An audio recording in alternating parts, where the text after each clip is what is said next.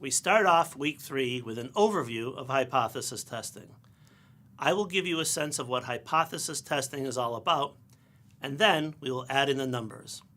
Hypothesis testing boils down to a few key points. They include 1.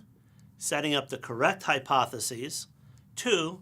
Performing a test, making a statistical decision, and stating a conclusion, and 3. Understanding the implications of your conclusion. As its name implies, a hypothesis is a theory for which we will collect data to prove our theory to be correct or incorrect, but it can be tricky. We start out with the null hypothesis, which is usually written as H sub 0. We regard this as the status quo, or the assumed current situation. One good way to remember this is the tenet of the U.S. legal system, where a person is considered innocent until proven guilty. Also note that there's no action taken with the null hypothesis. The alternative hypothesis, however, which is usually written as H sub 1, or sometimes H sub A, is the hypothesis that we're trying to prove. Again, think about the U.S. legal system. The police start out by collecting evidence which is presented at a trial. Then the defendant is either found guilty or not guilty. Notice the choice of wording here. The court is not necessarily saying the defendant is innocent. It is simply saying that there is not enough evidence to find the defendant guilty. If the defendant is in fact found guilty, then action will be taken.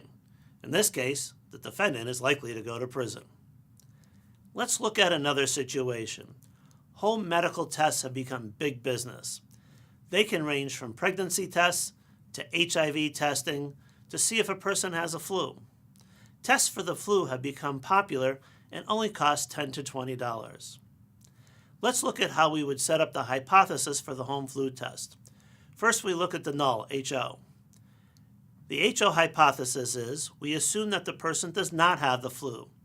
Now for the alternative. This test result indicates that the person has the flu.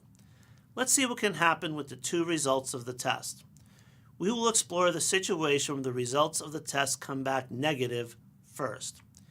Here the indication is that the person does not have the flu.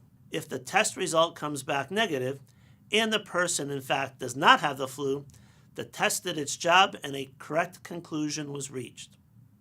But if the person actually has the flu, then the test failed by making a type 2 or beta error. This is sometimes called a false negative. Now let's look at this from the opposite side of the situation, where the test comes back positive. Here, the person believes that they have the flu. What are they likely to do? Hopefully they will take the action to go see a doctor. This is good in a sense. If they indeed have the flu, hopefully they can get treated or get some medicine from the doctor. The error that comes into play here is that they may not actually have the flu, and the result is a type 1 or alpha error. Another term for this is a false positive. What is the consequence of this result? Well, some medical staff time and cost are wasted because the person is not actually sick. So now we can look more closely at the implications of making a type 1 versus a type 2 error. As we saw with a type 1 error, there was some waste. But let's go back to the type 2 error. Here, the person believes that they do not have the flu, when in fact they actually do have the flu. And as a result, they may be infecting others with the flu. Many might say here, why don't they just design the test to minimize the more harmful type 2 error? Well, the problem is when we try to minimize one error, type 1 or type 2, the other error goes up, but not necessarily in proportion. So this becomes a balancing act that you should be aware of.